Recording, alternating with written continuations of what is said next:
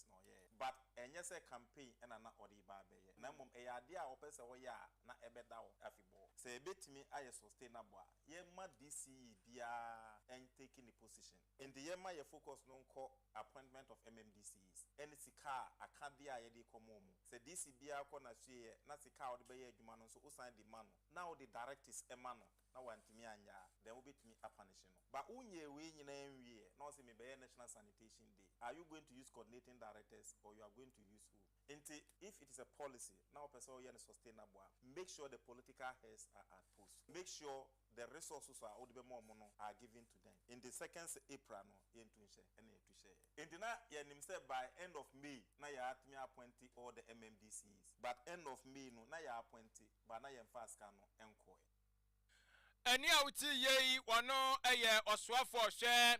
mensini impuntuo ni na mamuo ensem so eba no ahensem ene esom ensem so ehon tutue nyina no ehye Minister for Local Government, Chieftaincy and Religious Affairs Onumonyamfo Ahmed Ibrahim.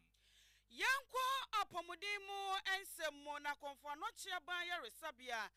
ewo kumase na mpempi no eya na ayarefo ebochire so ewo ho enu nti asante mantem suafo Dr. Frank Amwako hene se aban eye nhyehyeye se be ya sa pressure na eya eda ayaresabia no so no eso ebetimi atie wasinkita hundie akoso na eya ban ene eye asante mantem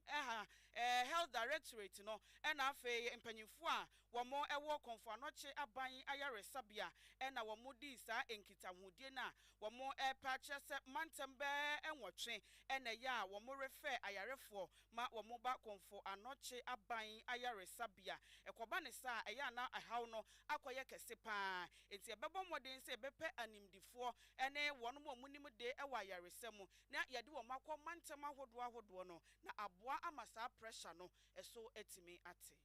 We sat with the regional health director together with the CEO, the new CEO for Konfanochi, to map out those hospitals that do rampant referrals to Konfanochi and see how best we'll be able to send consultants and residents down to those hospitals instead of referring the patients. Because it was becoming unbecoming when we got there when that patients will have to queue waiting for theater space. When we have other theater space within some district hospitals well equipped and with the needed personnel or consultant, they should be able to carry out some of these surgical procedures. So we have mapped out those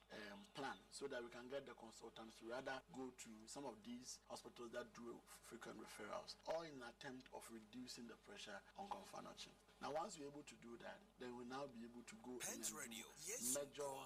interventions as Royal Majesty 2-4 wants us to heal Konfanochi. Eni ayati yei aya asante mantemusuafo Dr. Frank Amwako hene. Abusuafo na yeto akasebo no so ewo apomden emu ensem ubawremu ewo nkabupuni mantemu ayarsabia baako a ene esobi hundodo no na titru yehun se yade no babia dru no se yama yeho anya ha wanhwa na bamba wuo enso abamu a na yedna contentem so Kolebu Teaching Hospital na opanyini kwankyerefo na hwa yansabia no eso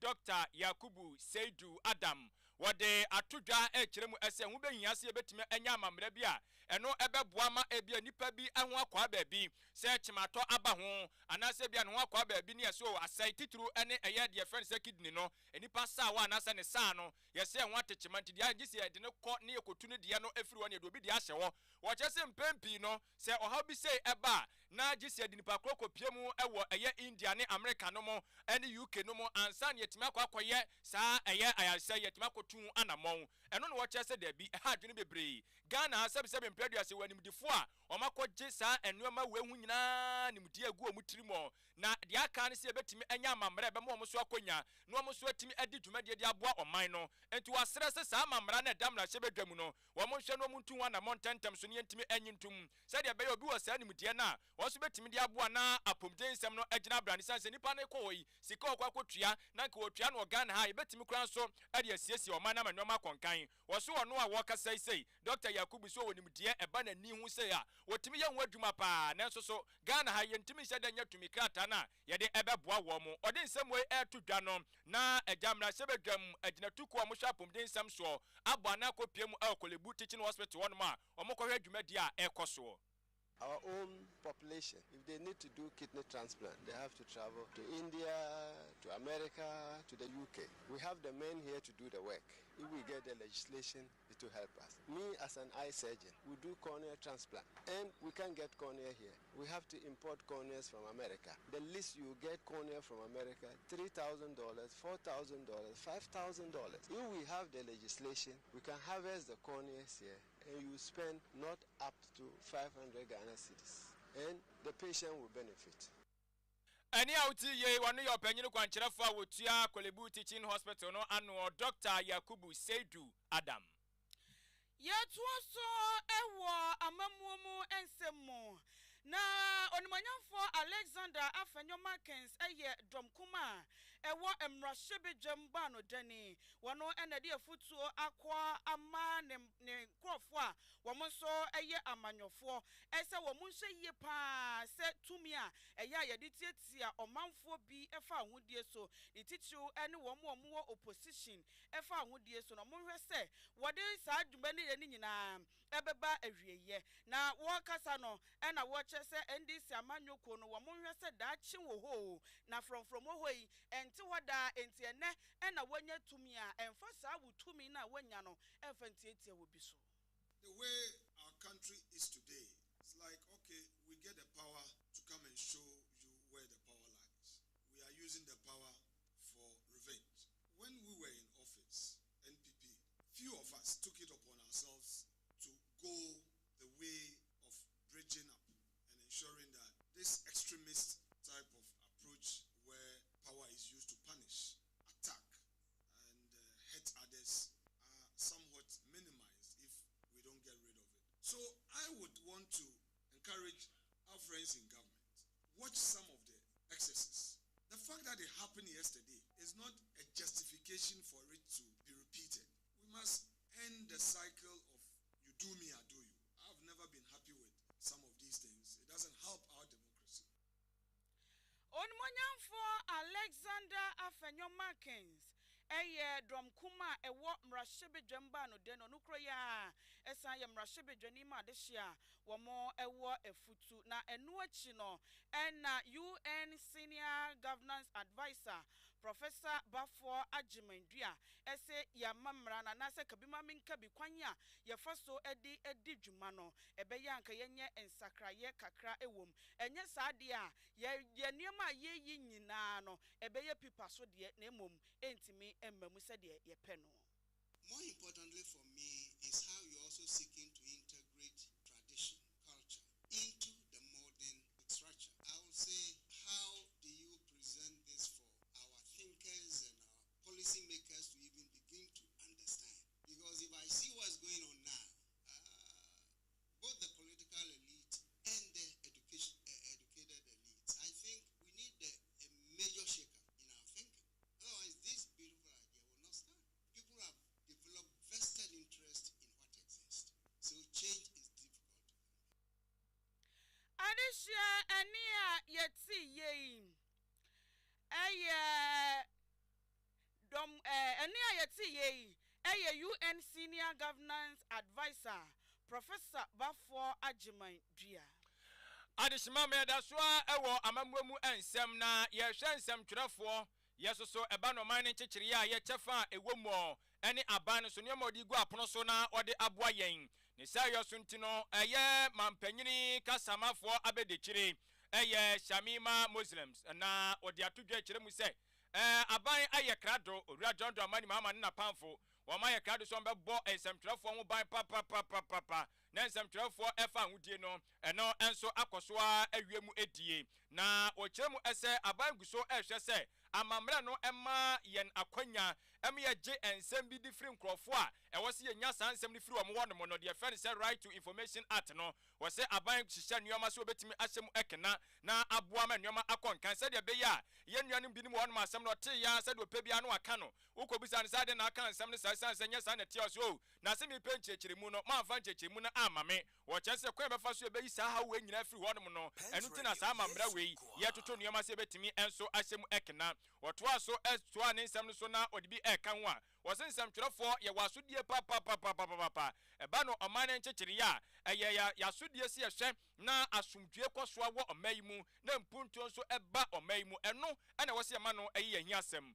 na ɔde nsɛm wei ɛto ɛyɛ edwa no na ɛyɛ adeɛ sɛ nsɛmtwerɛfoɔ nkabom eku a mo ne deɛ no ɛyɛ abɛɛfo ntentan so ɛne pipa so ɛdeɛ no na kyerɛ sɛ private newspaper and online news publishers foɔ wɔn nkabom kuo ɛna na wɔhwɛ ne mpanyinfoɔ a yɛyi wɔn no wɔda wɔn adi. Your welfare, what do we stand to gain by ensuring a distraction of the media space, the platforms that amplify government's programs and projects? And so it is in the interest of His Excellency the President, who himself is one of us, that we have a thriving media. But as we say it, we also call for a responsible media, because again, this country is what we all have, and the media has a responsibility to protect this country in as much as governments have the responsibility to create the environments that makes the protection of this country viable. If we don't catch up, we are left behind, and when you're left behind, you engage in analog activities that bring us all back and, halt the forward march. So government is definitely interested in ensuring a legal system that works for you and that protects your rights, that you can actually also go and vindicate your rights that have been, breached or abused.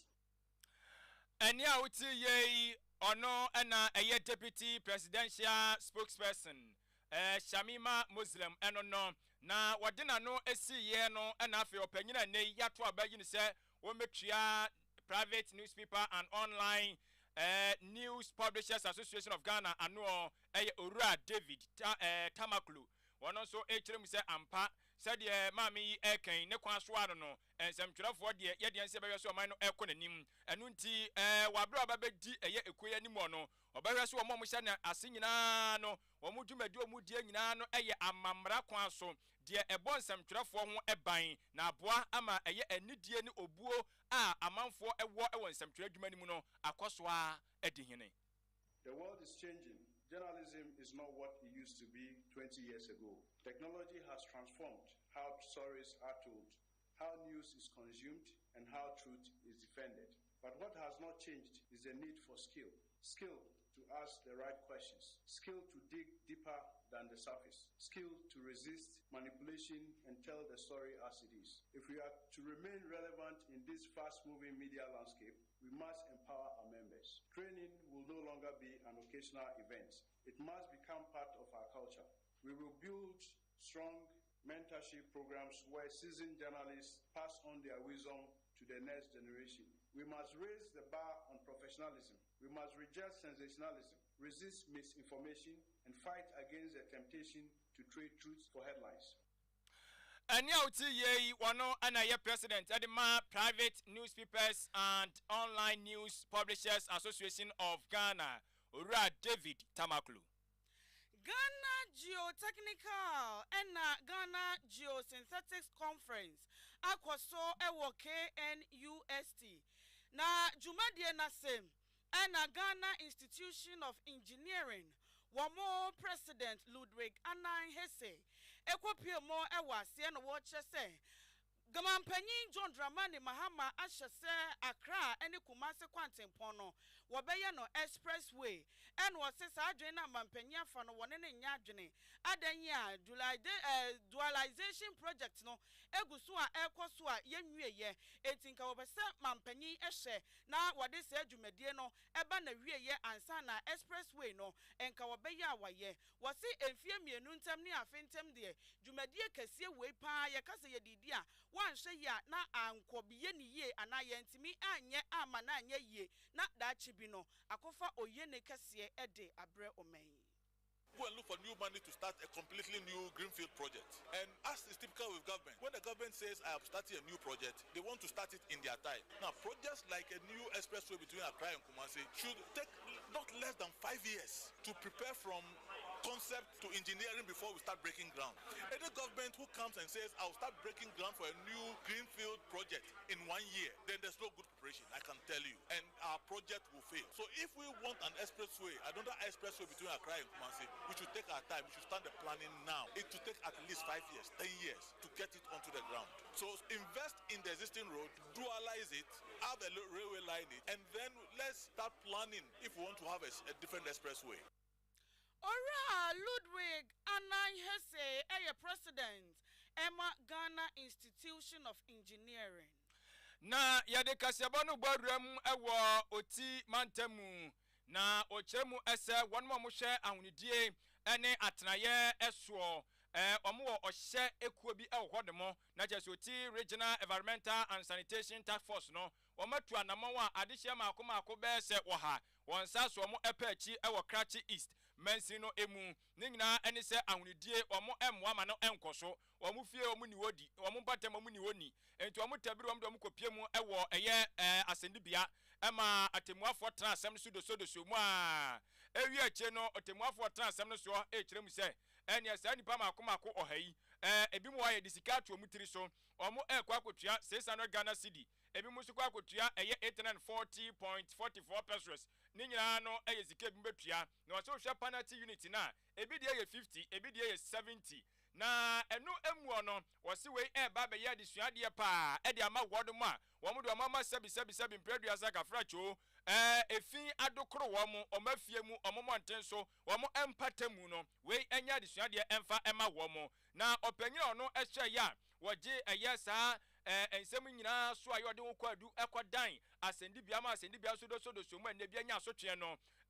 Regional Environmental Health Prosecutor Owura Patrick K Bafa wono na wode ensem chechemu de bai no kire se sa na motu o matuyi ya desuade wo se Ghana hanuma fa na nyina no obia so ehwe so se de be ya ye beboa ma ahunudie akona nim sansan ne ya se yade yi nyasam ketu o se be ni na eba ni nyina so fin. This person has been prosecuted, and then the fine was 50 penalty unit, and the higher is 70 penalty unit. The rest are those who do not have a toilet in their various houses. They were cautioned to go and build a toilet and report to the court later before their fine will be pronounced. This will deter the community or the people living in the environment so that they will not practice first open defecation, dumping or practicing of crude dumping. This all will stop or prevent the spread of diseases such as cholera and typhoid in the community. Abusiafo enia uti yei opanyina wono na Regional Environmental Health Prosecutor enti se wonhwe na ahunidie nkoso pe no atem no do akwa asendibia ewo oti mantemu no emu Owura Patrick K Bafa na atene nka no Adishia ye gusua ewo aseniemu ensemu na Kasua of Anko District Magistrate Court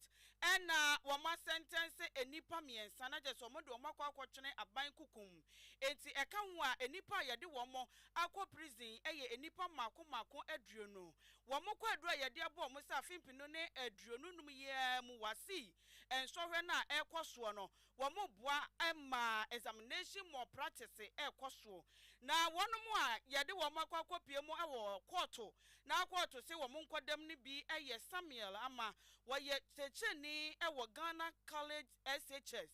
ena afe University esuafo mienu eka ho Kwame Oten Nkansa ena America James wo muso ka ho bi ena sese wo mukotwene aban ekukum na yeche wo mo ewo Kasua abra na enhwehwe no ekoso a invigilators na empanyufo hu se wo mo niema bi a wo mo eye no ene wayeke amamra ebo ebra na ama Samuel ne kwadu a yade ebo no wo mo kire se wono eye invigilator theater and social studies no paper 1 no where answers ni nyina egu ne phone so na wo keka ekire esuafo na wo mo etro ensohwe no eti ye chi no na ye ma no 80 penalty unity na ye de ne se akwakwatum abosome enwotwe se wo firi ba sebi ohun panyina obeje ne bag na enkansa so eye level 100 student a wono ewo Accra Technical University wono de yesi won konkodam abosome no ensia a yasa final no 80 penalty unit na yesi wono ne de bone a woyeye ene se wokotena mu kwotro Emma Kwesi Francis Ata a wono eyesuani ewo Ghana College SHS na James na wo twatwo no so eye level 100 suani ewo University of Ghana wono so kwadukura na ena yede abono wono ankasa ni nua woye na ata a medical justice ena wokotena mu a ensohwe no wokotro ya wode emma no na chief executive Emma Awutu Senya East Municipality no set Saba Banini wono ena echese se ye transfer a ye wiem a enye nti omanfo entwe wo mo ho emfiri ho abusanfo am ye wie kasebo no ewo obi eman soyi na enra ye nkasebo mu ne bebo wa mane se wokọ Sudan man no emu a eyade se ensubrani bi akwakoto menam so ama bepo bi abu enetie ni bi ebu ye no ebegu ase ye no na chese ababegu nipa so a sem no kase akwakoya abreko sempa wo chese nipa be se ohane akire na wonom ato ananom ewo eye ensie do no nam so ama eye aid workers on donkeys na chese wonom am so eye adwuma sa frungu ponko ibi na omdo ye adwuma no woma kwakoya adoye woma ye ka omo nsase enwoma kakra omunya ye adehye no ma sabi oye na iba ye womo eka ye na so so omda so wonkwa no ena woma kwakoya omo adoye sade be ye gya wosomu nsomu wo ye se eno a enso so ene eye enipa etom so afam di oma ye de aboa eno no achese no amadebo enso abeto edwa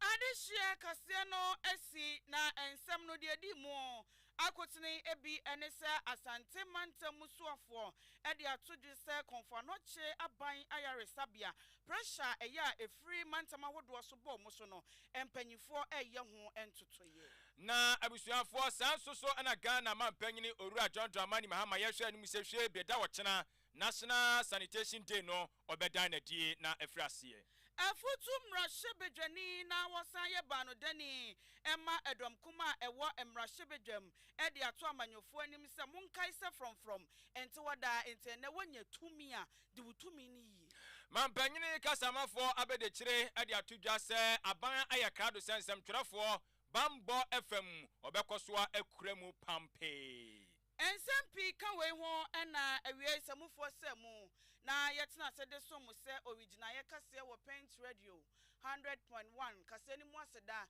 enkoma ohenere spices